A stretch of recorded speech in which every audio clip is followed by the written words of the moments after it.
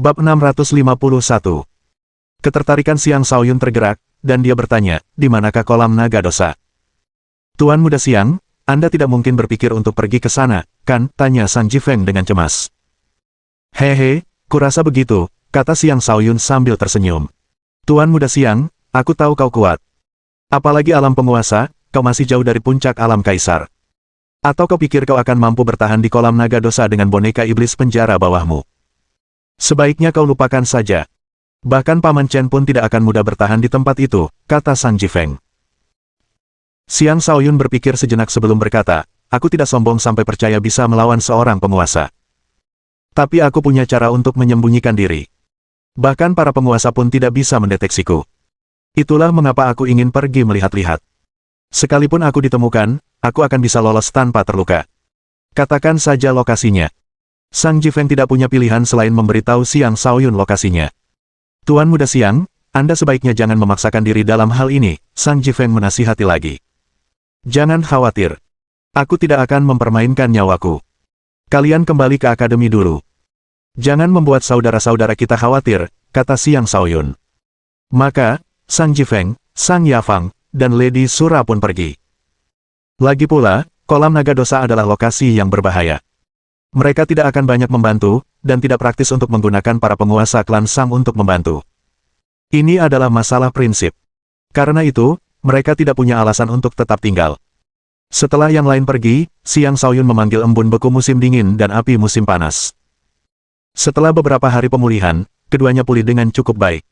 Ketika pertama kali merasakan panggilan Siang Shaoyun, mereka mengabaikannya.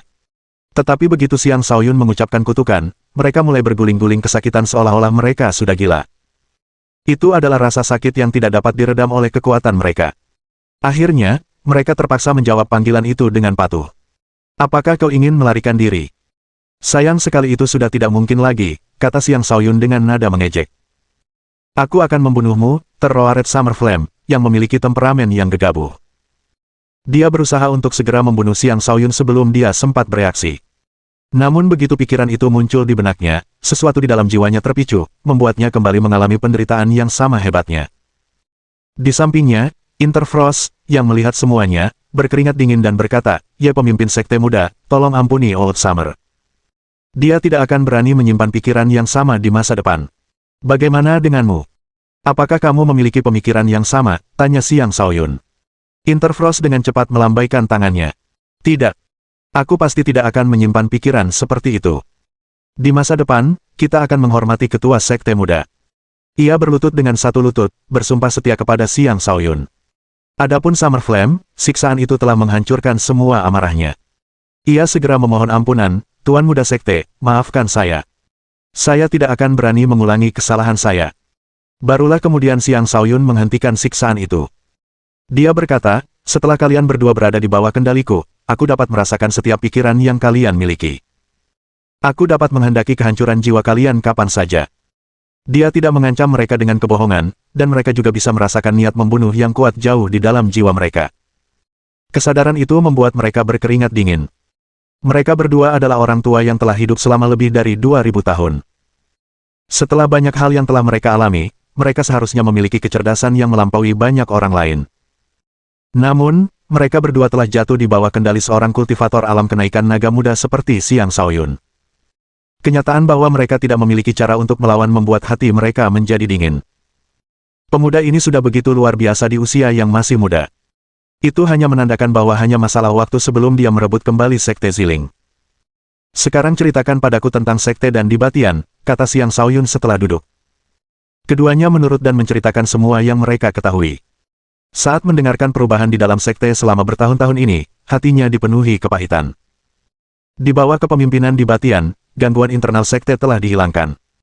Seluruh sekte kini berada di bawah kendali Dibatian sepenuhnya, sementara anggota senior yang menolak untuk patuh telah dieksekusi atau diasingkan. Sekte tersebut kini seperti kerajaan pribadinya. Bisa dikatakan bahwa Sekte Ziling saat ini bukanlah Sekte Ziling yang sama seperti di masa lalu. Bahkan, Dibatian sempat mempertimbangkan untuk mengganti nama sekte tersebut. Mendengar itu, Siang Shaoyun mengamuk, Dibatian, kau anjing tua. Suatu hari nanti aku akan memenggal kepalamu dan memberikannya kepada anjing-anjing. Saat kecil, Dibatian adalah paman yang paling dia hormati. Baru setelah pengkhianatan itu dia menyadari bahwa pamannya adalah serigala berbulu domba. Sejak saat itu, dia mengembangkan kebencian yang mendalam terhadap pamannya. Xiang Shaoyun juga mengetahui bahwa di Batian baru-baru ini mengumpulkan sejumlah besar orang untuk ekspedisi di pegunungan Naga Phoenix. Mereka sedang bersiap untuk menjelajahi istana bawah tanah yang baru ditemukan. Awalnya, Interfrost dan Summer Flame juga seharusnya bergabung dengan mereka. Senyum sinis muncul di wajah Xiang Shaoyun saat dia berpikir, di Batian, aku akan memastikan kau menderita kerugian besar dari ekspedisi ini. Tanpa ragu-ragu, ia mengirim Interfrost dan Summer Flame ke pegunungan Naga Phoenix agar mereka dapat mengumpulkan informasi lebih lanjut untuknya. Keduanya tidak berani membangkang dan melakukan apa yang diperintahkan. Xiang Shaoyun ragu apakah ia juga harus pergi dan mengamati apa yang terjadi sebelum bereaksi.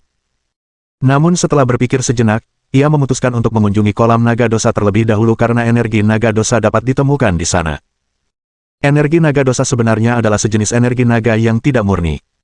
Setelah memurnikannya, seseorang akan dapat mengembangkan aura naganya dan meningkatkan kekuatannya. Rencana Xiang Shaoyun adalah meminjam energi naga dosa dan mencapai alam kenaikan naga tahap kedua sebelum melakukan hal lain. Bintang petir dan emasnya telah mencapai kesempurnaan untuk levelnya saat ini, sedangkan bintang-bintang lainnya tidak pernah berhenti bekerja keras mengumpulkan energi. Semua bintangnya sekarang hampir sempurna untuk levelnya, dan sudah waktunya baginya untuk menerobos. Karena jalan pintas memungkinkan, dia tentu saja memutuskan untuk mengambil risiko dan mencobanya. Boneka iblis penjara bawah tanah bukanlah alasan mengapa dia begitu berani. Melainkan karena kemampuannya untuk menjadi tak terlihat. Rencananya adalah menyelinap ke kolam naga dosa dan mendapatkan apa yang dibutuhkannya tanpa terdeteksi. Setelah mengambil keputusan, Xiang Shaoyun menuju ke kolam naga dosa sesuai petunjuk Sang Jifeng.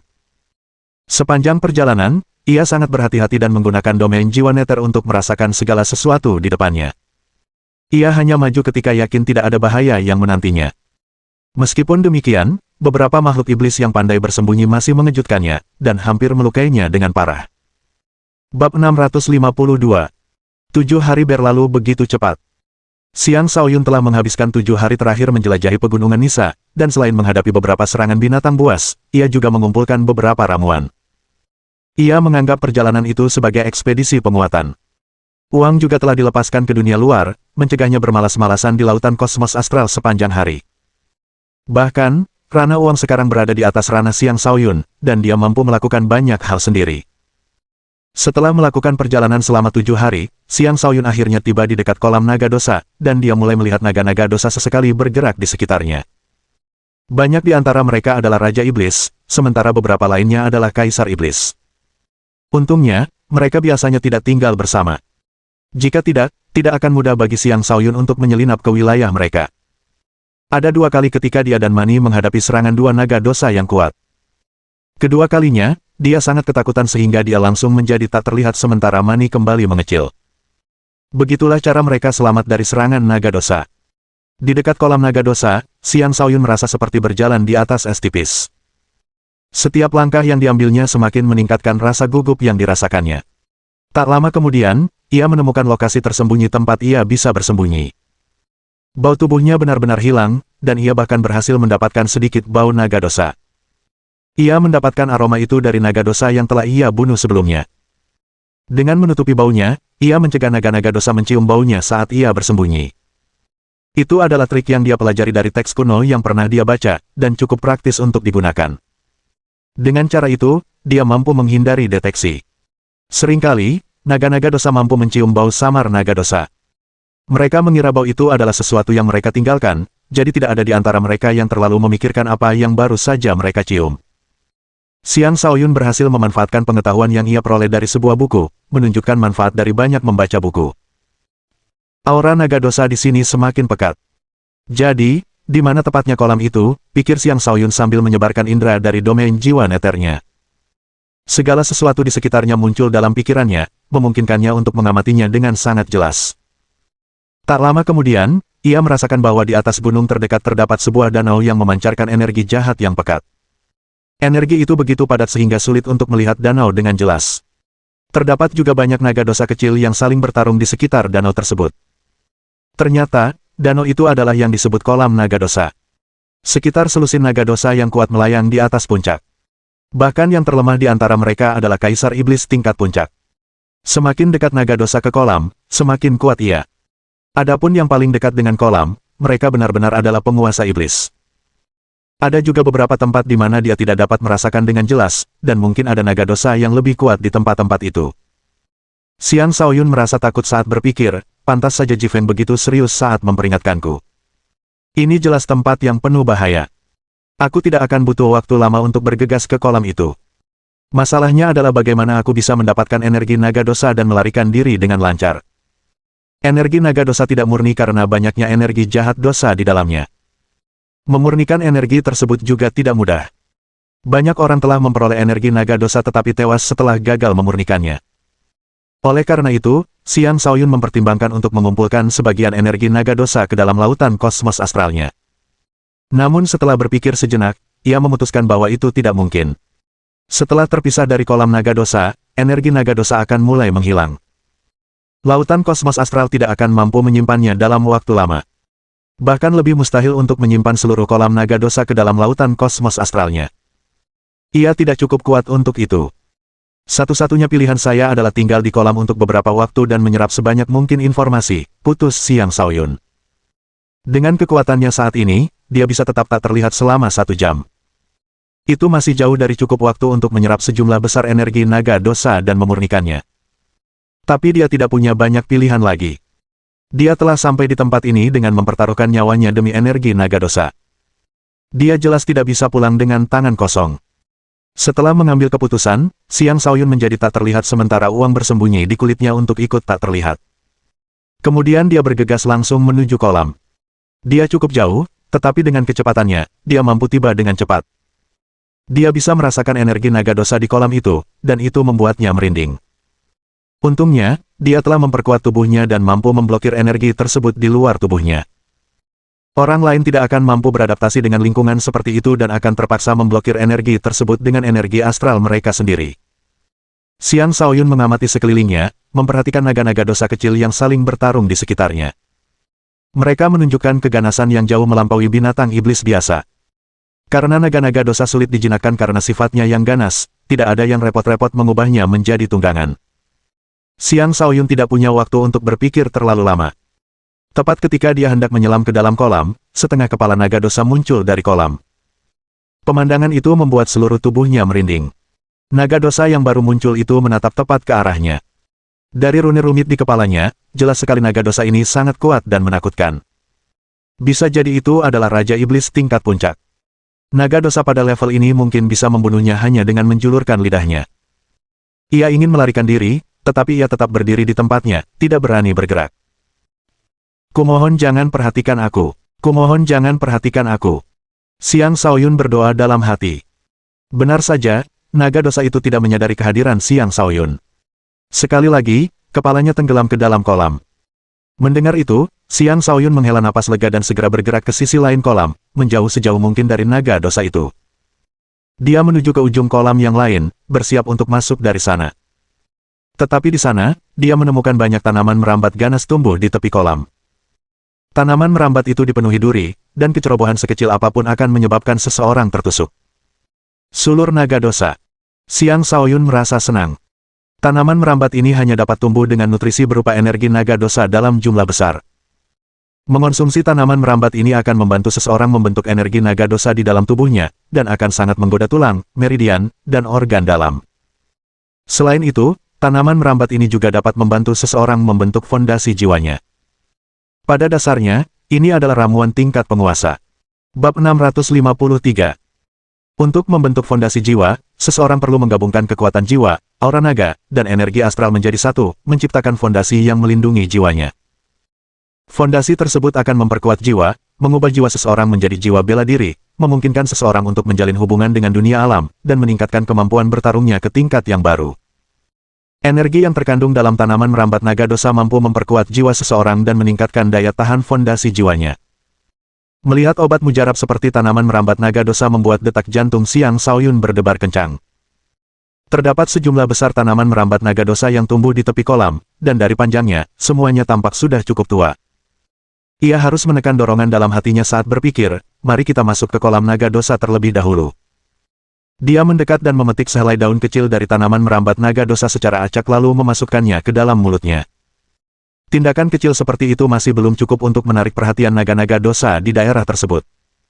Setelah daun itu masuk ke mulutnya, rasa pahit menyerang Xiang Shaoyun seolah-olah dia telah memakan empedu, membuatnya ingin memuntahkannya. Namun, dia menahan keinginan itu. Meskipun daun tanaman merambat naga dosa tidak memiliki banyak khasiat pengobatan, daun itu mampu menekan energi naga dosa di sekitar kolam, mengurangi bahaya yang akan diderita Xiang Shaoyun. Dia perlahan memasuki kolam, tidak berani membuat suara apapun. Lapisan demi lapisan energi naga dosa menyelimutinya, menyebabkan ketidaknyamanan yang luar biasa karena kekuatan korosifnya. Kulitnya terasa seperti akan membusuk, dan ia ingin sekali menggaruk rasa gatal di tubuhnya. Itu adalah sensasi yang sangat tidak nyaman. Pada saat ini, daun tanaman naga dosa akhirnya menunjukkan khasiatnya. Untaian kekuatan obat yang samar menyehatkan tubuh Xiang Shaoyun, perlahan meredakan ketidaknyamanannya. Dia menghela napas lega dan mulai melancarkan metode kultivasinya, menyerap energi naga dosa di sekitarnya. Energi naga dosa tidak diklasifikasikan sebagai jenis energi astral. Sebaliknya, itu adalah jenis energi alam yang unik. Energi tersebut mengandung emosi negatif dan sifat korosif dari naga dosa, dan jika orang biasa menyerapnya, mereka akan menjadi gila sementara tubuh mereka membusuk. Awalnya, Xiang Shaoyun dapat merasakan kesadaran naga dosa perlahan-lahan meraih jiwanya. Kesadaran itu dipenuhi dengan emosi negatif, menyebabkan matanya memerah karena kegilaan. Jika emosi negatif itu berhasil menyerang jiwanya, jiwanya yang suci akan menjadi kotor dan merosot. Ia akan menjadi gila, tidak lagi mampu mengendalikan dirinya, dan memulai jalan kehancuran diri. Untungnya, ikat kepala jiwa naga neter miliknya memblokir invasi emosi negatif, melindungi jiwanya dari segala bahaya. Perlahan, emosinya menjadi stabil. Adapun sifat korosif energi tersebut, itu adalah sejenis kekuatan gelap yang mulai mengalir di sepanjang tubuh Xiang Shaoyun, mencoba mengikis organ-organnya. Setelah mendapatkan kembali kejernihan pikirannya, dia dengan cepat menyalurkan kekuatan gelap itu ke bintang gelapnya. Bintang gelap itu menyerap kekuatan gelap, dan mulai tumbuh kembali, perlahan mencapai puncak yang bisa dia capai di alam kultivasinya. Setelah mengatasi kedua kekuatan itu, yang tersisa hanyalah untaian aura naga yang tipis. Untaian aura naga merasakan aura naga di dalam tubuh Xiang Shaoyun. Sebuah resonansi terbentuk di antara mereka, dan aura naga eksternal mulai menyatu dengan aura naga miliknya sendiri. Meskipun kedua aura naga itu tidak persis sama, keduanya cukup mirip sehingga mudah menyatu. Awalnya, pengerasan aura naga Xiang Shaoyun telah mencapai 19%. Dia hanya sedikit lagi untuk mencapai 20%. Aura naga baru itu menyatu dengan aura naga yang sudah ada, perlahan mendorongnya hingga 20%. Dengan peningkatan aura naganya, 9 bintangnya juga mendapat manfaat, membuat terobosan jauh lebih mudah ketika ia mencobanya. Perubahan tersebut membuat Xiang Shaoyun terdorong untuk segera melakukan terobosan. Karena itu, ia gagal menyembunyikan keberadaannya. Seketika itu juga, kepala naga dosa melesat keluar dari kolam dan meraung keras. Naga itu mencium aroma manusia, dan manusia itu sebenarnya berada di dalam kolam mereka. Itu bukanlah sesuatu yang akan mereka izinkan. Raungan itu mengejutkan Xiang Shaoyun, mengacaukan aliran energinya, hampir menyebabkannya mengalami serangan balik akibat gangguan energi. Untungnya, dia mampu menekan kehadirannya tepat waktu sebelum dia sepenuhnya terungkap. Meskipun ia berhasil menyembunyikan keberadaannya sekali lagi, naga-naga dosa itu tidak menyerah mencarinya. Mereka mulai mengamuk di kolam, mengirimkan gelombang kejut. Gelombang kejut itu menghantam Xiang Shaoyun ke arah tepi pantai, dan dampaknya bahkan menembus baju besinya yang berat, menyebabkan dia memuntahkan seteguk darah. Speed. Nuansa merah muncul di kolam saat aroma berbeda menyebar di tengah energi naga dosa di area tersebut.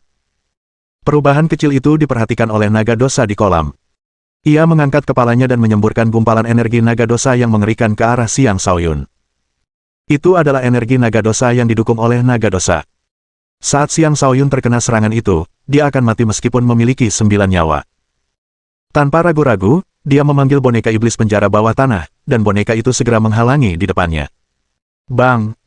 Blokade itu berhasil, dan boneka itu terlempar ke arah pantai, memperlihatkan celah antara naga dosa dan boneka iblis penjara bawah. Xiang Shaoyun tidak berani mencoba hal lain, dan dia dengan cepat menyelam ke dalam kolam. Naga dosa itu agak naif. Ia benar-benar teralihkan perhatiannya oleh boneka itu, dan ia menyerbu untuk melawannya. Adapun Xiang Shaoyun, dia menyerap lebih banyak energi naga dosa ke dalam tubuhnya sebelum bergegas menuju sulur naga dosa tanpa repot-repot memurnikan energi yang baru diserapnya. Setelah memetik 3 sulur secara acak, dia dengan cepat menyimpannya. Karena pertempuran antara naga dosa dan boneka iblis penjara bawah tanah telah menyebabkan keributan besar, tindakannya kali ini tidak diperhatikan. Kemudian dia melarikan diri. Dia tidak punya banyak waktu lagi dalam wujud tak terlihatnya. Jika dia tidak bisa melarikan diri sebelum waktunya habis, keadaan akan menjadi sangat merepotkan. Pada saat-saat terakhir, Xiang Shaoyun menyadari bahwa energinya semakin tidak terkendali, dan ia hampir gagal untuk menahan terobosannya. Tahan! Xiang Shaoyun mengertakkan giginya dan memadatkan aura naganya, mencegah dirinya menerobos. Naga-naga dosa di dekatnya merasakan tindakannya, dan mereka mulai meraung dan mengendus berulang kali, mencoba mencium bau penyusup itu. Mereka memang mencium bau yang berbeda, tetapi mereka tidak melihat siapapun dan karenanya bingung. Dan begitu saja, Xiang Shaoyun berhasil melarikan diri dengan cara yang sangat beruntung. Tepat pada saat dia melarikan diri, kemampuan menghilangnya berakhir. Bab 654. Saat kemampuan menghilang Xiang Shaoyun berakhir, dia menyelam ke dalam semak-semak. Seekor binatang buas tiba-tiba menyerbu keluar dari tempat tersembunyi dan menerkamnya. Binatang itu tidak lemah, dan waktunya juga sangat tepat. Sirkulasi energi Xiang Shaoyun benar-benar kacau, dan dia tidak punya cara untuk melawan. Pada saat kritis itu, dengan sedikit kesadaran yang masih dimilikinya, ia melepaskan uang. Saat uang muncul, ukurannya mengecil sebelum menyerbu ke dalam mulut binatang buas itu. Binatang buas itu bahkan tidak menyadari keberadaan uang, dan hanya merasakan benda asing tiba-tiba muncul di mulutnya. Tanpa ragu-ragu, ia menutup mulutnya rapat-rapat. Namun, semburan energi petir perak tiba-tiba meletus, menghancurkan mulutnya. Pada saat yang sama, mani memperbesar tubuhnya dan menelan binatang buas itu. Tanpa perlu khawatir tentang hal lain, Xiang Shaoyun dengan cepat berkonsentrasi dan mulai memurnikan energi naga dosa di dalam dirinya.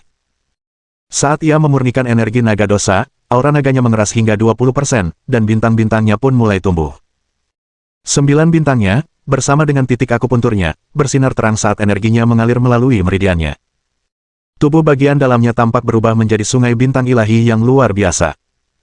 Sebuah proyeksi naga melayang keluar dari tubuhnya, dan dengan itu, tingkat kultivasinya mencapai tahap kedua. Energi terkompresi yang ia peroleh dari kolam petir ungu dan kabut baja ganas juga meledak, membantunya menyempurnakan konsolidasi tingkat kultivasinya yang baru sebagai kultivator alam kenaikan naga awal, mendorongnya selangkah lebih dekat ke tahap menengah. Speed. Tiba-tiba, Xiang Shaoyun memuntahkan seteguk darah. Seluruh tubuhnya tampak melemah, membuatnya sama sekali tidak terlihat seperti seseorang yang baru saja mencapai terobosan. Bahkan energi di dalam tubuhnya meredup karena sebagian energinya bergejolak, mengganggu sirkulasi energi di meridiannya. Dampak dari gangguan energi tersebut memengaruhi organ dalamnya, menyebabkannya memuntahkan darah. Adapun alasan terjadinya reaksi negatif tersebut, itu karena dia dengan sengaja menekan terobosannya ketika saat itu adalah waktu yang paling optimal untuk melakukannya. Ditambah dengan kerusakan yang ditimbulkan oleh naga dosa padanya, tubuhnya telah mengalami beberapa kerusakan. Untungnya, dampaknya tidak terlalu serius. Fondasinya masih aman, dan dia hanya mengalami beberapa kerusakan tersembunyi. Dia hanya perlu menghilangkan kerusakan tersembunyi itu, dan dia akan baik-baik saja. Dengan menggunakan setetes cairan petir, dia mulai menyembuhkan luka-lukanya. Setelah beberapa saat, akhirnya dia menghela napas panjang dan bergumam, hampir saja. Jika aku sedikit lebih lambat, aku pasti sudah mati. Senyum gembira kemudian terbentuk di wajahnya saat dia melanjutkan, untungnya, saya masih menuai hasil yang melimpah. Seharusnya orang tahu bahwa tanaman naga dosa yang telah dia panen adalah sesuatu yang bahkan para penguasa pun akan idam-idamkan. Dia tidak lagi berani menghabiskan lebih banyak waktu di dekat kolam naga dosa dan segera pergi bersama uang. Di sepanjang jalan, dia menghela napas dalam hati, sayang sekali aku juga telah membayar harga yang mahal. Boneka iblis penjara bawah tanah itu benar-benar hilang. Dia tidak lagi bisa merasakan keberadaan boneka itu. Tanpa ragu, naga dosa pasti telah menghancurkan boneka itu. Perlu diingat bahwa boneka itu berada di tingkat penguasa dan nilainya lebih tinggi daripada tanaman merambat naga dosa. Wajar jika dia merasa kehilangan. Tentu saja, kerugian itu tetap sepadan karena dia telah maju satu langkah lebih jauh dalam kultivasinya. Jika dia tidak mengambil risiko ini, akan butuh waktu cukup lama sebelum dia bisa mencapai tahap kedua. Saat Xiang Shaoyun sedang dalam perjalanan kembali ke Akademi Naga Phoenix, beberapa tamu tak diundang tiba di pegunungan Naga Phoenix. Mereka menyamar sebagai kelompok pemburu, tetapi sebenarnya mereka adalah anggota Sekte Ziling. Ada sekitar 50 orang di antara mereka, sebagian besar adalah kaisar. Beberapa di antaranya adalah penguasa. Pemimpin kelompok itu adalah saudara ke-8 Dilin, Disang. Kelompok itu diam-diam tiba di tempat yang diselimuti kabut beracun tebal. Lokasi itu cukup jauh dari akademi, dan bahkan seorang sovereign pun membutuhkan waktu untuk mencapainya dari akademi. Namun, tempat itu juga dipenuhi dengan berbagai macam makhluk hidup beracun yang kuat. Karena itu, orang-orang umumnya kurang berani untuk mendekatinya. Inilah lokasi yang ditunjukkan oleh peta yang Dilin dapatkan dari ayahnya. Tuan Muda ke-8, apakah Anda yakin ini tempatnya? Tanya penguasa terkuat dalam kelompok itu. Sang penguasa tampak setengah baya, namun ia memiliki kekuatan alam fondasi jiwa tingkat 8, membuatnya jauh lebih kuat daripada embun beku musim dingin dan api musim panas. Namanya Renzi Jiu, seorang ahli baru yang direkrut di Batian dalam beberapa tahun terakhir. Disang mengangguk. Ya, ini tempatnya. Hanya seorang Saint dari alam pertempuran surga yang akan memiliki keberanian untuk memasuki tempat seperti ini, kata Renzi Jiu sambil menghela napas. Seburuk itu. Apa kalian tidak cukup? Tanya Disang, agak terdiam mendengar apa yang ia dengar. Tuan Muda ke-8, Anda tidak bisa meremehkan kabut beracun di sini. Kabut ini terdiri dari racun fosfor yang sangat kuat dan melahap. Bahkan dengan kekuatan saya hampir tidak akan bertahan 1 jam di sana. Dan itu pun dengan asumsi saya tidak diganggu atau diserang oleh makhluk hidup beracun selama periode waktu tersebut. Jika tidak, saya akan mati, kata Renzi Jiu dengan sungguh-sungguh. Barulah kemudian ekspresi ketakutan muncul di wajah Disang. Dia tidak menyangka bahwa racun itu sebenarnya sangat berbahaya. Jika tempat suci itu benar-benar berada di bawah kabut beracun ini, tidak heran jika Akademi Naga Phoenix belum melakukan apapun. Ini bukan tempat yang bisa ditemukan orang biasa, dan sangat cocok untuk menyembunyikan rahasia. Ketua Sekte telah memberiku baju zirah tingkat suci untuk misi ini. Akhirnya aku bisa menggunakannya. Aku akan memutuskan apa yang harus kulakukan setelah memasuki kabut beracun itu, kata Renzi Jiu sambil mengenakan baju zirah tipis. Zirah itu berkilauan dengan cahaya yang mempesona, dan sekilas orang bisa tahu itu adalah harta karun yang luar biasa. Itu adalah zirah tingkat suci, dan jelas memiliki kemampuan bertahan yang mengerikan. Zirah ini akan memungkinkan Renzi Jiu memasuki kabut beracun dengan aman. Racun fosfor yang melahap adalah racun mengerikan yang terbentuk melalui korosi beberapa benda jahat selama ribuan, atau bahkan puluhan ribu tahun. Jika seseorang mengamati miasma tersebut, ia akan menyadari bahwa miasma itu tampak dipenuhi partikel-partikel seperti sisik. Apapun yang disentuh racun itu akan cepat terkikis. Serangga pemakan fosfor adalah jenis makhluk hidup yang mampu bertahan hidup di lingkungan ini, serangga yang jauh lebih menakutkan daripada cacing racun bangkai. Mereka dianggap sebagai bangsawan di antara serangga.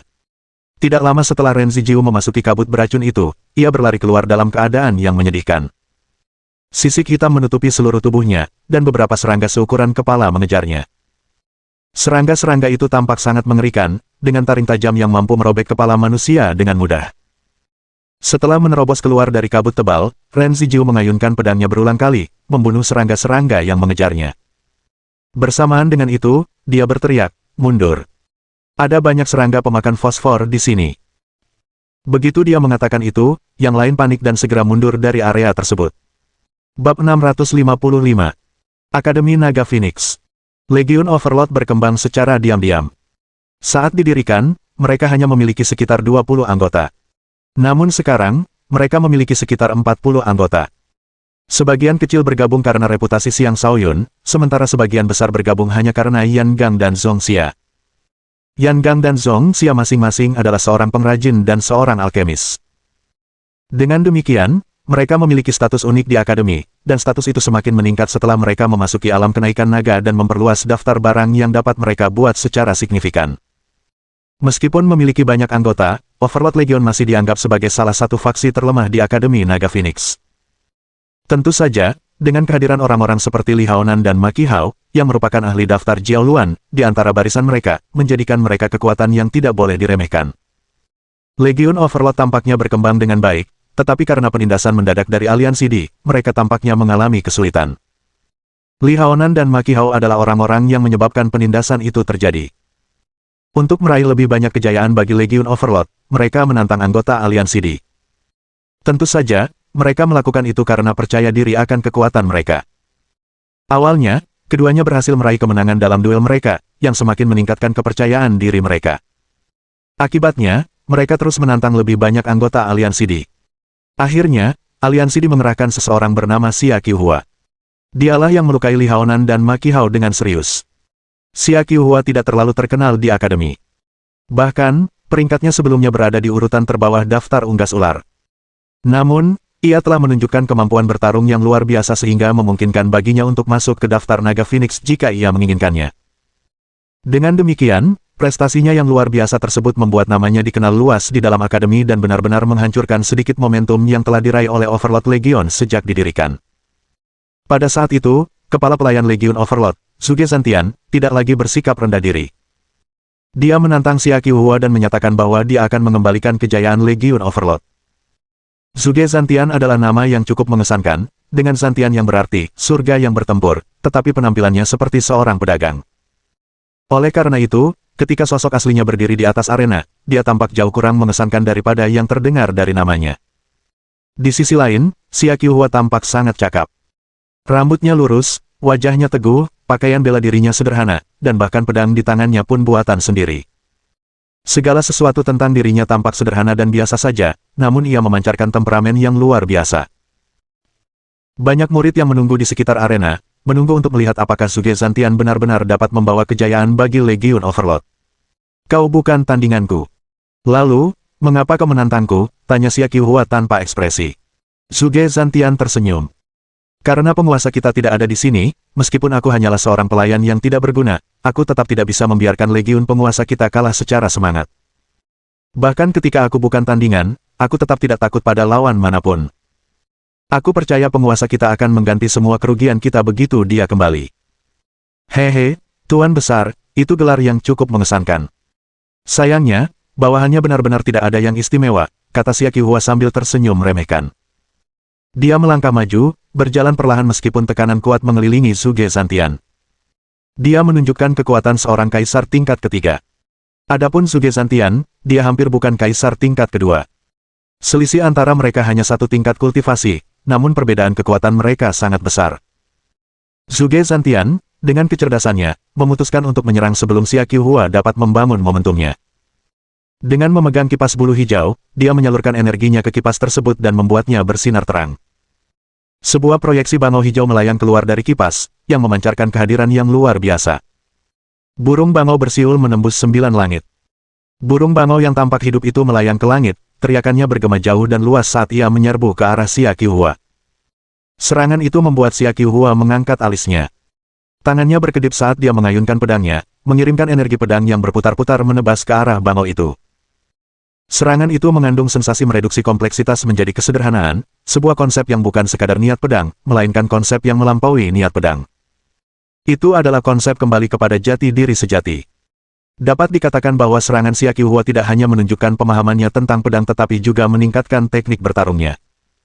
Secara teori, hal itu mirip dengan penyederhanaan teknik bertarung yang dipelajari Xiang Shaoyun dari tetua penjaga makam. Jika Xia Qiuhua mempelajari itu sendiri tanpa bimbingan seorang guru, itu berarti dia adalah seseorang dengan pemahaman bela diri yang menakutkan. Energi pedang merobek udara, memisahkan bangau dari kepalanya.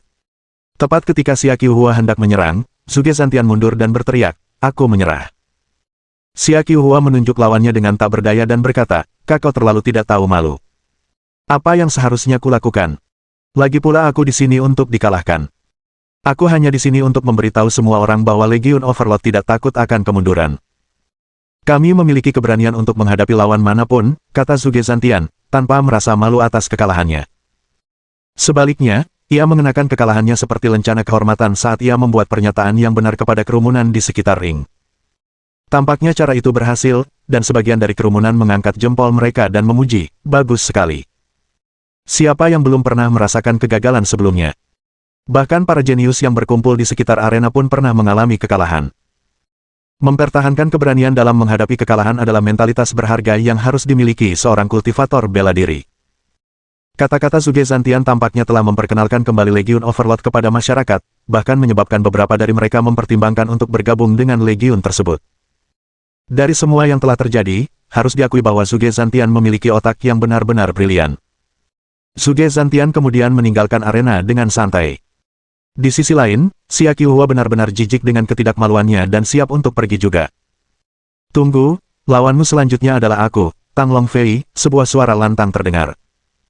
Sesosok emas melesat menembus kerumunan sebelum mendarat di atas ring. Pendatang baru itu bersemangat tinggi, dan niat bertarungnya berkobar. Dia tak lain adalah Tang Longfei, yang baru saja keluar dari kabut baja ganas. Dia telah mencapai alam kenaikan naga tahap ketiga, dan dapat dikatakan bahwa dengan tingkat kultivasinya saat ini, dia juga memenuhi syarat untuk masuk ke daftar naga Phoenix. Ketika Xia Qiuhua merasakan kekuatan Tang Longfei, kegembiraan terpancar di matanya saat dia berkata, akhirnya, lawan yang sepadan telah muncul. Aku menerima tantanganmu. Haha, ayo kita bertarung. Tang Longfei tertawa terbahak-bahak sambil melayangkan telapak tangan emasnya ke arah Xia Qiuhua. Telapak tangan itu melesat seperti naga, bersinar dengan pancaran keemasan yang cemerlang. Adapun Xia Qiuhua, tebasan pedangnya membelah udara seperti pelangi yang megah. Dengan demikian, kedua jenius itu terlibat dalam pertempuran spektakuler, yang membuat darah semua penonton mendidih karena kegembiraan. Sejak kapan Tang Longfei menjadi begitu kuat? Dia sepertinya telah mencapai alam kenaikan naga tingkat ketiga. Dia jelas-jelas menemukan pertemuan yang menguntungkan. Bagaimana mungkin dia bisa berkembang begitu cepat jika tidak demikian? Sungguh beruntung dia. Sepertinya Legiun Overlord tidak sepenuhnya tidak berguna. Dengan seseorang yang cukup kuat untuk masuk ke daftar naga Phoenix seperti Tang Longfei, kekuatan Legiun dapat ditingkatkan ke level yang baru. Tapi aku bertanya-tanya apakah pemimpin mereka, Xiang Shaoyun, benar-benar dapat mengendalikan bawahannya. Yah, kita akan tahu saat dia akhirnya menunjukkan jati dirinya. Untuk sekarang, mari kita nikmati pertandingan ini. Bab 656. Pada akhirnya, pertarungan antara Tang Longfei dan Xia Qiuhua berakhir imbang. Tak satu pun dari mereka mampu mengalahkan lawannya sepenuhnya, dan malah keduanya pingsan karena luka parah. Entah mengapa, tampaknya ada ikatan yang terbentuk di antara keduanya selama pertarungan. Karena itu, mereka sepakat untuk melanjutkan pertarungan mereka di lain waktu. Keduanya kemudian dibawa pergi oleh keluarga masing-masing. Melalui pertempuran itu, nama mereka mulai menyebar di akademi. Di akademi, setiap murid terus berubah. Siapapun yang bermalas-malasan dapat disusul oleh yang lain kapan saja. Tak satu pun dari para jenius ini senang berada di bawah orang lain. Oleh karena itu, wajar jika mereka terus berlatih keras untuk mengejar kekuatan. Lebih jauh lagi, kebangkitan Tang Longfei dan Xia Qiuhua, yang awalnya memiliki peringkat rendah, telah menginspirasi banyak orang lain dengan peringkat rendah. Dengan duel antara Zhuge Zantian dan Tang Longfei, Legiun Overlord telah memperbaiki reputasi mereka sampai batas tertentu, memungkinkan mereka untuk menstabilkan saraf anggota lainnya. Dan dengan kembalinya Sang Jifeng dan Lady Sura, akhirnya, anggota Legiun Overlord menjadi tenang. Mereka hanya perlu menunggu kembalinya penguasa mereka, yang akan membawa lebih banyak kejayaan bagi Legiun penguasa mereka. Pada saat ini, Xiang Shaoyun diam-diam tiba di kota Naga Phoenix. Awalnya ia berencana untuk segera kembali ke akademi, tetapi setelah ragu-ragu, ia memutuskan untuk beristirahat selama 2 hari di kota Naga Phoenix sebelum kembali. Ia mengunjungi restoran Naga Phoenix lagi dan memesan 1 set masakan obat mereka. Masakan obat itu memang tidak murah. Harganya 5.000 poin kontribusi. Xiang Shaoyun akhirnya mengerti mengapa permintaannya untuk mendapatkan lebih banyak set masakan obat diabaikan ketika mereka pertama kali tiba. Sebagai murid akademi, poin kontribusi diperlukan jika ia ingin memesan masakan obat. Di tengah-tengah makannya, ia memperhatikan seseorang di sampingnya. Tuan muda, bukankah membosankan makan sendirian? Mengapa Anda tidak mengizinkan saya menemani Anda? Sebuah suara genit terdengar di telinganya. Ketika Xiang Shaoyun menoleh, seorang wanita muda yang mempesona memasuki pandangannya. Ia menatapnya dengan sepasang mata yang berkilauan penuh kelembutan. Wanita muda itu berpakaian menggoda, memperlihatkan kulitnya yang putih dan lembut serta dadanya yang montok yang membuat darah seseorang mendidih. Pinggangnya juga ramping, sementara bokongnya kencang. Segala sesuatu tentang dirinya tampak sempurna. Tampaknya Xiang Shaoyun telah bertemu dengan seorang wanita muda yang memesona.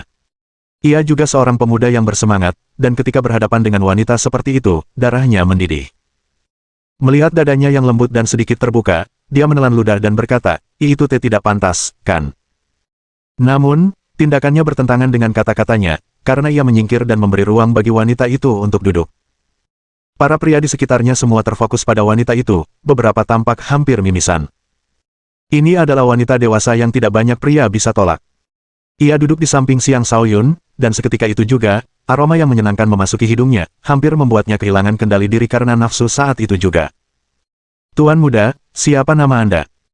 Anda sangat tampan, membuat jantungku berdebar setiap kali aku melihat Anda," tanya wanita itu dengan lembut. Sepasang matanya seolah memancarkan pesona tak terbatas yang mampu menghancurkan kerajaan. Dengan wajah kosong, Xiang Shaoyun menjawab, "Saya Xiang Shaoyun, murid Akademi Naga Phoenix." "Siapa nama Anda, jika boleh saya tanya?" "Oh, Luar biasa. Tuan Muda Siang adalah murid Akademi Naga Phoenix. Kudengar hanya para jenius terbaik yang bisa masuk akademi itu, seru wanita itu dengan tatapan terpesona. Lalu, ia melingkarkan tangannya di lengan Xiang Shaoyun, menggesekkan dadanya yang besar ke lengan pria itu. Sensasi luar biasa itu semakin mengusik pikiran Xiang Shaoyun, menyeretnya ke dalam pusaran nafsu. Haha, tidak, itu bukan sesuatu yang istimewa sama sekali, kata Xiang Shaoyun sambil tertawa terbahak-bahak. Tuan Muda Siang adalah orang yang sangat rendah hati, kata wanita itu. Kemudian dia mengangkat gelasnya dan berkata, sebuah ucapan selamat untuk Anda dari hamba Anda, Jiao Jiao. Kemudian, dia menenggak minuman keras di dalam gelas itu. Nona, Anda tampaknya seorang peminum berat. Baiklah, hari ini kita akan minum sepuasnya, kata Xiang Shaoyun. Tuan Muda Siang, apakah Anda mencoba membuat saya mabuk? Tanya wanita itu. Bagaimana menurutmu? Tatapan mesum terlintas di mata Xiang Shaoyun.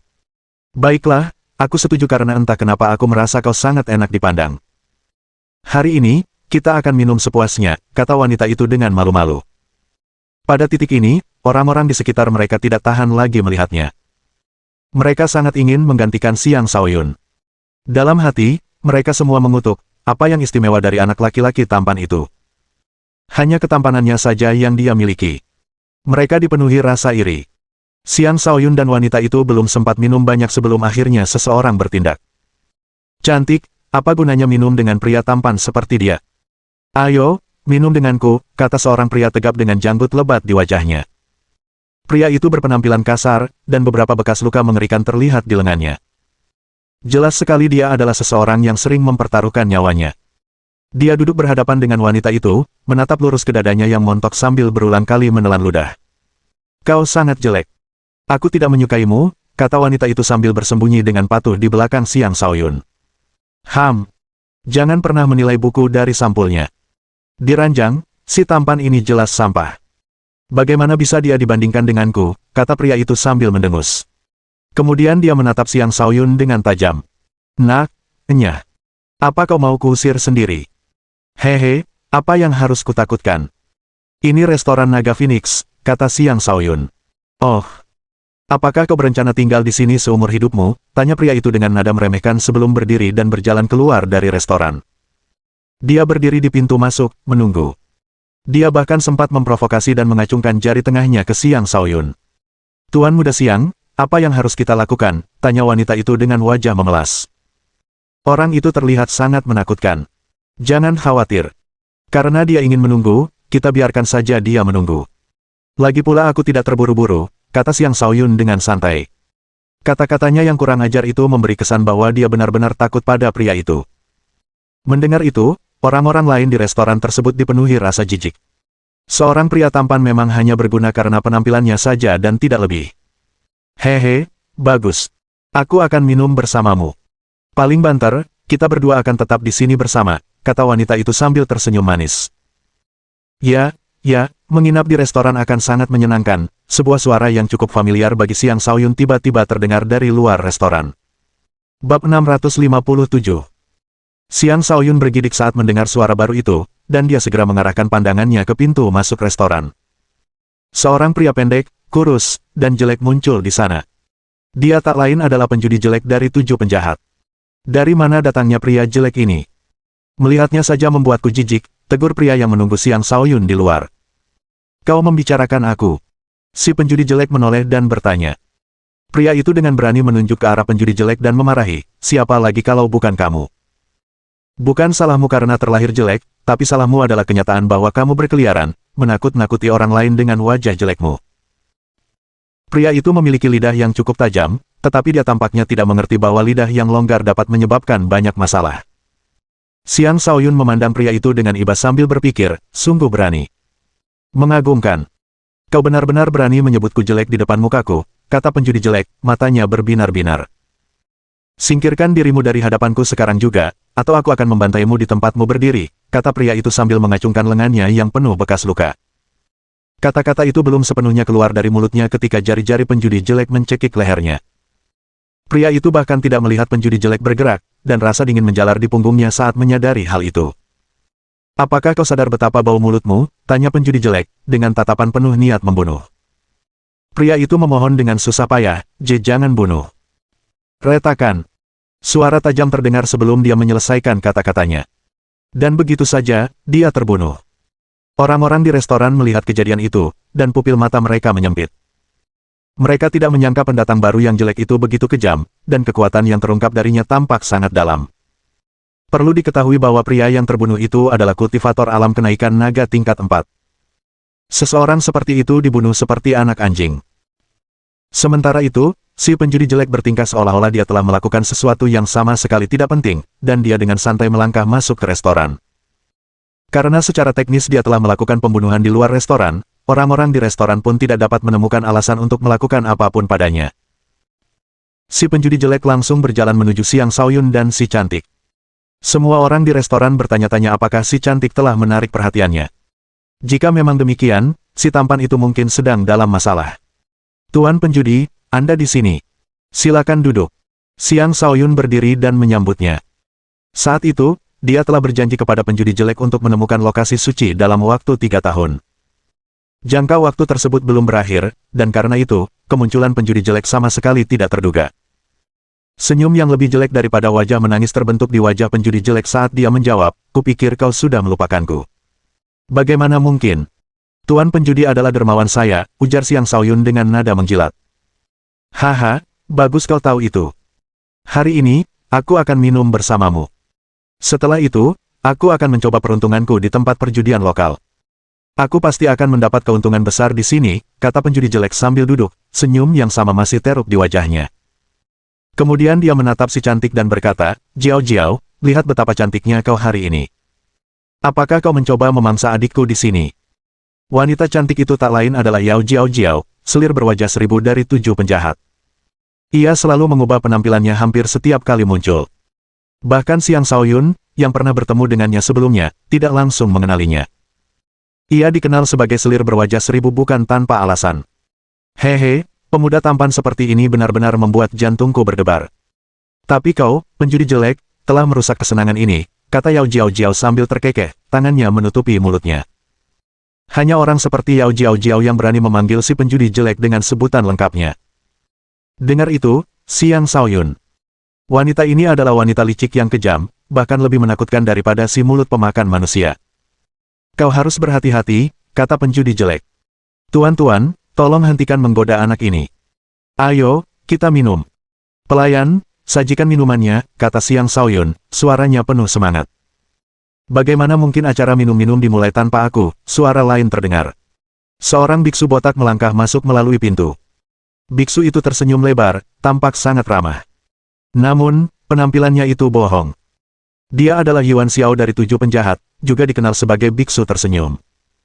3 dari 7 penjahat telah menunjukkan diri mereka. Beberapa orang di restoran itu pernah berada di kota Bloodsin sebelumnya, dan karena itu, mereka akhirnya mengenali ketiganya. Ketujuh penjahat itu memiliki reputasi yang buruk, dan dengan kekuatan mereka, mereka adalah sosok yang menanamkan rasa takut di hati. Xiang Shaoyun menggerutu dalam hati, apakah orang-orang ini punya hidung seperti anjing? Begitu petunjuk tentang tempat suci itu muncul, mereka semua ada di sini. "Biksu, ku dengar murid kesayanganmu juga bergabung dengan Akademi Naga Phoenix. Mengapa kau di sini bukannya mencari muridmu?" tanya penjudi jelek dengan tidak senang. "Hehe, muridku tidak sepatuh adikmu. Bahkan sebagai gurunya, aku gagal memanggilnya keluar dari akademi," kata biksu tersenyum dengan senyum pahit sambil duduk di samping penjudi jelek. Saat itu, pelayan menyajikan lebih banyak makanan dan minuman keras kepada mereka, dan Xiang Shaoyun dengan cepat mengambil alih tugas sebagai pelayan sambil menuangkan minuman keras untuk masing-masing dari mereka. Dia tidak berani bertingkah di depan ketiga orang itu. Jauh lebih baik baginya untuk tunduk di hadapan mereka. Ia berulang kali bersulam untuk mereka, dan ketiga penjahat itu menenggak setiap gelas minuman keras yang ditawarkan. Sambil minum, mereka berbicara dan tertawa, menciptakan gambaran yang harmonis. Ketiganya sama sekali tidak terlihat seperti bagian dari 7 penjahat. Akhirnya, setelah mereka selesai minum, si penjudi jelek meraih tangan Xiang Shaoyun dan berkata, "Cukup minum. Waktunya pergi." Lalu ia menyeret Xiang Shaoyun pergi tanpa memberikan penjelasan lain. Namun, Yao Jiao Jiao meraih tangan Xiang Shaoyun yang lain dan tersenyum. "Dasar penjudi jelek, apa yang kau lakukan? Dia sekarang pacarku. Kau harus bersikap lembut padanya." Tangan si penjudi jelek memancarkan kekuatan yang tak bisa ditahan Xiang Shaoyun, tetapi Yao Jiao juga melakukan hal yang sama, menangkis kekuatan si penjudi jelek. Ia tersadar bahwa ia tak lagi bisa mengendalikan tubuhnya sendiri. Dalam hati, dia tersenyum getir, kumohon jangan cabik-cabik tubuhku yang lemah ini. Baiklah, kau boleh membawanya. Kita harus pergi. Ini bukan tempat untuk bicara, kata penjudi jelek, tidak ingin memaksakan masalah. Dia berdiri dan berjalan keluar dari restoran. Haha, ayo pergi. Semua orang menatap kita, kata biksu yang tersenyum sambil mengusap kepalanya yang botak sebelum berdiri dan berjalan pergi juga. Adapun Yao Jiao, dia menarik tangan Xiang Shaoyun dan berkata dengan genit, ayo, tuan muda Xiangku tersayang. Tuan, Anda tidak bisa menggodaku seperti ini, kata Xiang Shaoyun dengan pasrah. Oh, kenapa kau bersikap dingin sekarang? Aku benar-benar menyukaimu. Jangan pernah berpikir untuk lolos dariku, protes Yao Jiao dengan nada genit yang sama. Payudara montoknya menempel di lengan Xiang Shaoyun, memberinya sensasi kelembutan yang nyaman. Seandainya wanita ini bukan salah satu dari 7 penjahat, dia mungkin sudah menerkamnya saat itu juga. Bab 658. Xiang Shaoyun dibawa ke sebuah rumah pribadi yang tidak mencolok di kota. Ketiga penjahat itu masing-masing duduk, dan meskipun Xiang Shaoyun awalnya tidak berani duduk, dia dipaksa duduk oleh Yao Jiao. Apakah ada hasil dari apa yang telah saya tugaskan untuk Anda selidiki? Si penjudi jelek langsung ke intinya. Yao Jiao dan biksu tersenyum juga menatap Xiang Shaoyun dengan tatapan penuh harap. Xiang Shaoyun berpikir sejenak sebelum menjawab, ya, tapi aku belum yakin. Peta yang kau berikan belum lengkap. Joy menutupi wajah ketiga penjahat itu. Bagus sekali. Kali ini, aku hanya datang untuk melihat sekilas, tapi ternyata kalian cukup cepat. Haha, harus kuakui, mataku tajam. Kalian akan kalah, kata penjudi jelek dengan angkuh. Lokasinya bahkan belum dikonfirmasi. Kami belum bisa menyebutmu sebagai pemenang, kata Yao Jiao dengan tidak senang. Benar. Kita harus memutuskan setelah anak ini mengantar kita ke sana, kata biksu yang tersenyum. Karena itu masalahnya, kita akan membiarkan anak ini memimpin kita ke sana, kata penjudi jelek. Jangan terburu-buru, tuan-tuan. Mohon dengarkan saya dulu. Lokasinya berada di pegunungan Naga Phoenix, atau lebih tepatnya, di tengah area dengan kabut beracun yang tebal. Lingkungannya sangat mengerikan, dan tidak banyak orang yang bisa sampai ke sana. Karena itu, saya tidak tahu apa yang ada di dalam kabut tersebut. Namun, yang pasti adalah beberapa orang lain telah menemukan tempat itu dan juga mengincarnya, kata Xiang Shaoyun. Apa? Apakah Akademi Naga Phoenix telah menemukannya? Seru penjudi jelek dengan cemas. Bukan, itu seseorang dari Akademi yang telah menyuruh organisasinya sendiri untuk datang dan memecah kabut beracun sebelum menduduki situs suci itu untuk diri mereka sendiri, kata Xiang Shaoyun. Xiang Shaoyun mengatakan yang sebenarnya. Adapun alasannya, tentu saja, karena dia ingin melihat ketiga penjahat itu melawan Sekte Ziling. Bagaimanapun, dia tidak peduli apakah tempat itu adalah situs suci yang sebenarnya. Begitu sesuatu yang besar terjadi, Akademi akan mengetahuinya. Dengan demikian, dia tidak akan memiliki hak untuk menentukan siapa yang pada akhirnya akan mendapat manfaat dari situs suci tersebut. Sialan. Apa seseorang benar-benar mencoba mencurinya tepat di depan mata kita? Apa yang kita tunggu? Ayo kita periksa apakah tempat suci itu benar-benar ada, kata penjudi jelek dengan ekspresi tidak sabar. Aku setuju. Mari kita lihat dulu. Lagi pula kita tidak akan mengalami kerugian apapun jika melakukannya, kata biksu yang tersenyum setuju. Dasar penjudi jelek, jangan terlalu terburu-buru. Jika orang-orang dari Akademi Naga Phoenix itu tahu, tidak akan ada yang tersisa untuk kita, ingatkan Yao Jiao. Apapun yang terjadi, kita perlu memverifikasi lokasinya terlebih dahulu, kata penjudi jelek. Ayo pergi, adik Xiang, kata Yao Jiao sambil sekali lagi merangkul lengan Xiang Shaoyun. Ia telah mengubah cara bicaranya kepada Xiang Shaoyun, membuatnya terdengar lebih akrab. Bahkan Xiang Shaoyun pun mulai merasa tak tahan. Wanita ini tampaknya memang terlahir sebagai wanita penggoda yang pesonanya tak bisa ditolak. Dalam hati, Xiang Shaoyun menggerutu, tunggu saja sampai kekuatan penguasa ini melampaui kekuatanmu. Aku pasti akan menerkammu. Mari kita lihat apakah kau masih punya nyali untuk terus merayuku saat itu. Maka, Xiang Shaoyun memimpin ketiga penjahat itu ke pegunungan Naga Phoenix. Karena ketiganya bukan anggota Akademi Naga Phoenix, mereka hanya bisa melewati jalur pegunungan. Pegunungan Naga Phoenix dipenuhi dengan binatang buas iblis, dan banyak di antaranya hidup berkelompok. Xiang Shaoyun sangat memahami hal itu. Ia sendiri telah banyak menderita karenanya selama ujian masuknya. Namun, dengan 3 penjahat yang bepergian bersamanya, perjalanan terasa jauh lebih santai. Sepanjang jalan, Yao Jiao praktis menempel padanya. Kontak terus-menerus itu membuat darahnya mendidih, terus-menerus menguji tekadnya. Bahkan, tekadnya sekarang begitu kuat sehingga meskipun seorang wanita cantik telanjang di depannya, dia akan tetap tenang.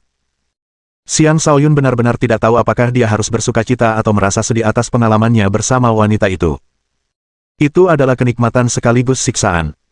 Selama perjalanan, dia juga mempertimbangkan banyak hal. Tujuan utamanya adalah untuk memicu konflik antara ketiga penjahat dan Sekte Ziling. Hanya dengan begitu dia bisa memanfaatkan situasi yang kacau. Beberapa hari kemudian, mereka akhirnya tiba di tempat yang dipenuhi kabut beracun tebal. Di sana, ketiga penjahat itu dapat merasakan banyak gelombang energi di depan mereka. Baiklah. Kita akan melakukan pengintaian terlebih dahulu sebelum memutuskan apa yang akan kita lakukan, kata Yao Jiao. Apa yang perlu kita cari? Kita hanya perlu membantai mereka. Kurasa orang-orang itu tidak akan berani macam-macam dengan kita, kata penjudi jelek sambil mencibir. Dasar penjudi jelek, kalau kau tak keberatan Akademi Naga Phoenix mengetahui tempat ini, silakan saja, kata Yao Jiao dengan kesal. Lalu menurutmu apa yang sebaiknya kita lakukan, tanya si penjudi jelek. Pertama, kita perlu memastikan apakah ini tempat yang kita cari. Kemudian, kita perlu mencari tahu siapa orang-orang itu. Terakhir, kita perlu mendapatkan informasi lebih lanjut tentang miasma beracun ini. Baru setelah itu kita bisa bergerak, kata Yao Jiao. Jiao benar. Kita tidak boleh terlalu gegabah. Jika ini benar-benar tempat suci, tempat ini tidak akan mudah direbut, kata biksu tersenyum. Baiklah, aku akan menyelinap dan melihatnya, kata penjudi jelek. Tidak, biar saya yang melakukannya. Laki-laki selalu kurang pandai dalam hal itu, kata Yao Jiao. Lalu dia pergi ke balik pohon. Saat dia keluar, penampilannya telah berubah sepenuhnya. Dia sekarang adalah seorang wanita kelas atas yang dingin dan elegan, memancarkan aura yang mengesankan sehingga orang lain tidak berani menatap matanya. Dalam hati, Xiang Shaoyun meratap, dia memang pantas menyandang gelar selir berwajah 1000. Itu luar biasa. Yao Jiao menatap Xiang Shaoyun dengan tatapan menggoda sebelum melangkah maju, bahkan tanpa berusaha bersembunyi. Siapa kalian? Kenapa kalian bersembunyi di sini? Teriak Yao Jiao kepada orang-orang di dekat kabut beracun itu. Orang-orang itu tak lain adalah kelompok Ren Zijiu dari Sekte Ziling. Serangga fosfor yang melahap telah menakut-nakuti mereka beberapa hari sebelumnya, dan sekarang mereka kembali untuk mencari cara lain untuk memastikan apakah ini tempat yang mereka cari. Penampilan Yao Jiao membuat mereka ketakutan. Melihat wanita kaya yang dingin dan angkuh itu, mereka mulai bertanya-tanya apakah dia seorang tetua dari Akademi Naga Phoenix. Ren Zijiu melangkah maju. Kami adalah anggota kelompok pemburu pedang mengamuk, di sini untuk memburu binatang buas iblis. Apa yang bisa kami lakukan untuk Anda, Tuan? Apa kau pikir aku berumur 3 tahun? Mungkinkah kelompok sekuat ini akan berburu di sini? Yao Jiao mendengus dingin. Ini urusan pribadi. Kami harap Anda menghormatinya, Nyonya, kata Ren Zijiu dengan nada tegas. Ini terlalu penting bagi mereka.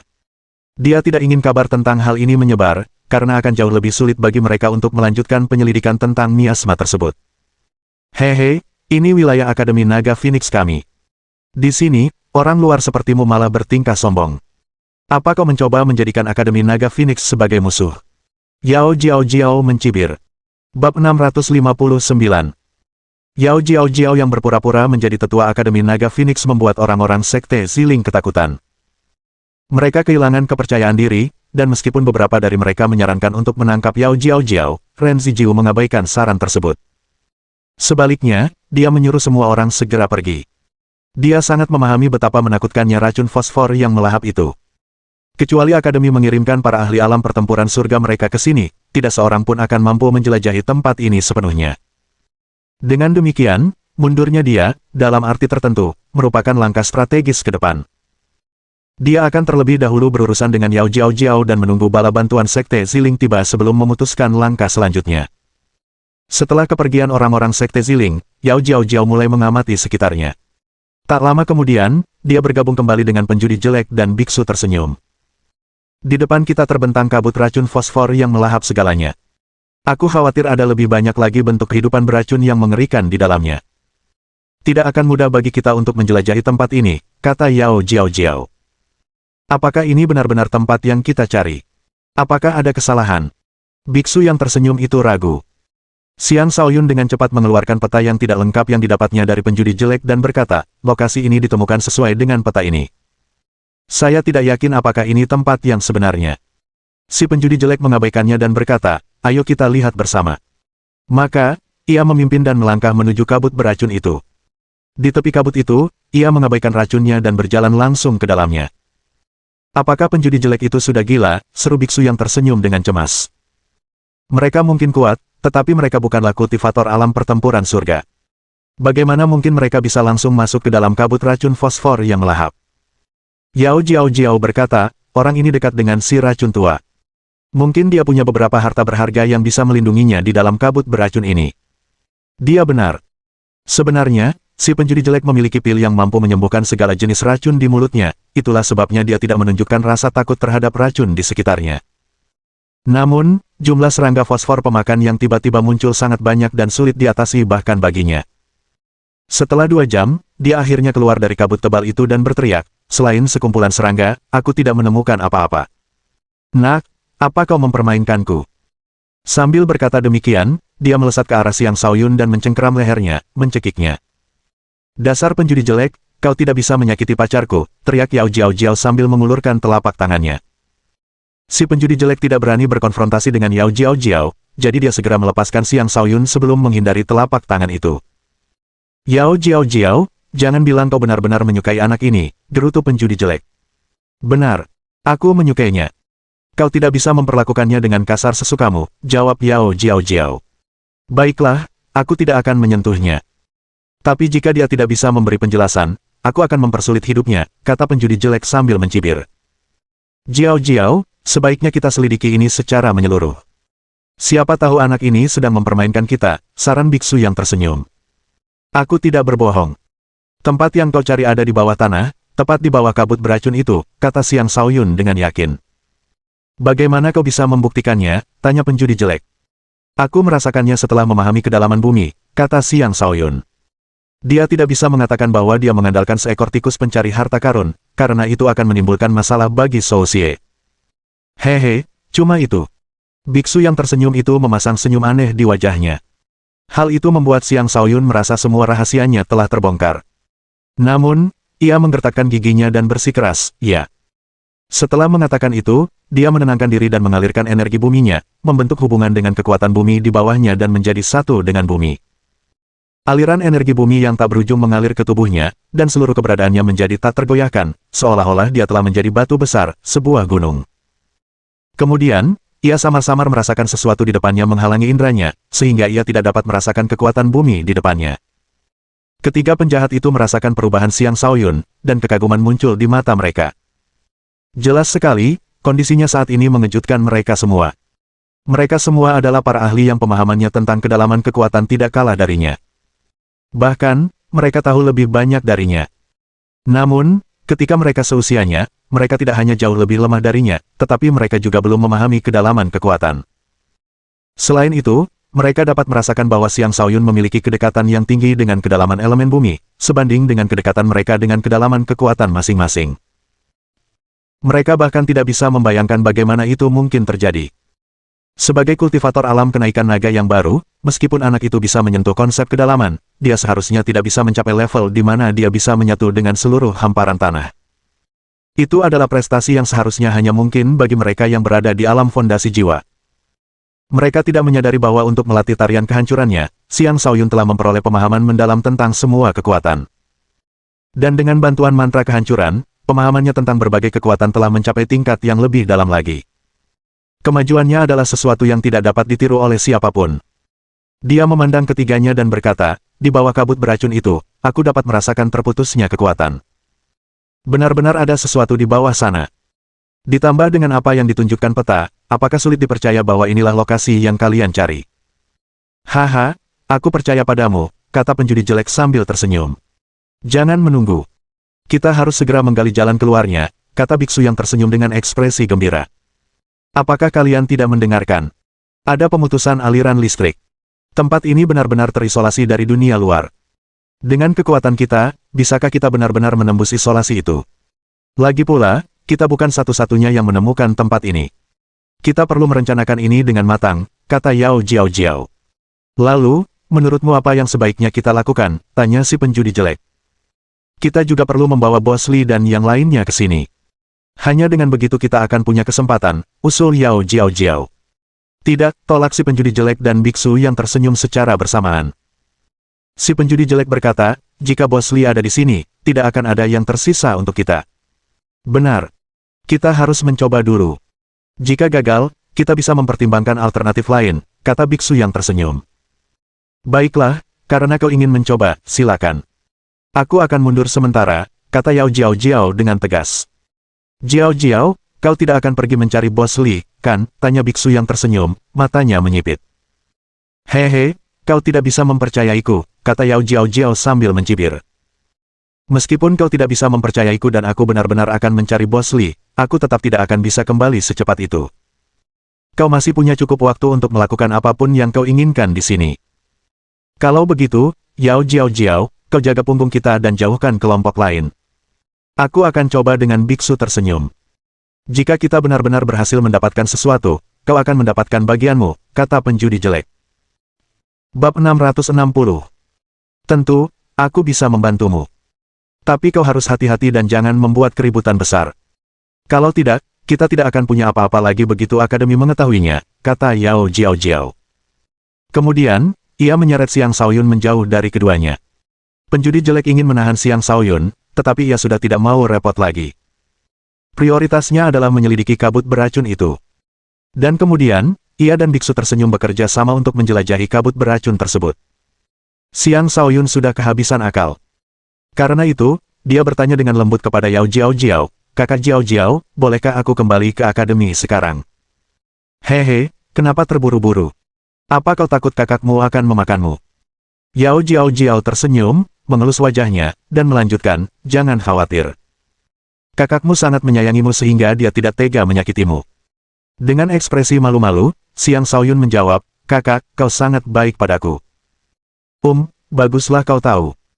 Tetaplah patuh, dan kakakmu tidak akan memperlakukanmu dengan buruk, kata Yao Jiao sambil menatapnya dengan genit sebelum melanjutkan, jujurlah. Bagaimana kau menemukan tempat ini? Aku sudah menjelaskannya, jawab Xiang Shaoyun. Kau pikir kau bisa berbohong padaku?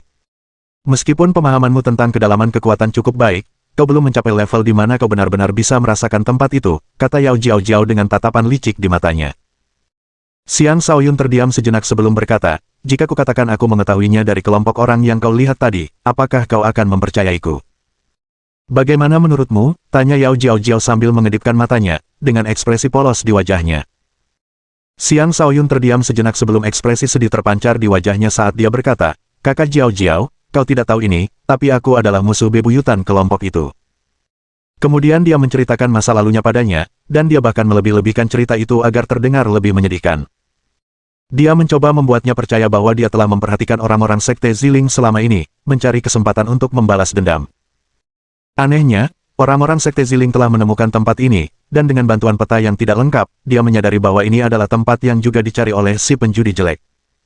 Penjelasan versi ini jauh lebih masuk akal. Yao Jiao telah menatap langsung ke matanya sepanjang waktu, sebelum ekspresi simpati muncul di wajahnya saat dia berkata, adik Shaoyun, kau benar-benar menyedihkan. Jangan khawatir. Kakakmu akan membantumu membalas dendam. Dia mungkin tampak seperti telah menerima penjelasannya, tetapi sebenarnya dia hanya mempercayai setengahnya. Satu-satunya hal yang dia yakini adalah bahwa ini mungkin tempat yang mereka cari.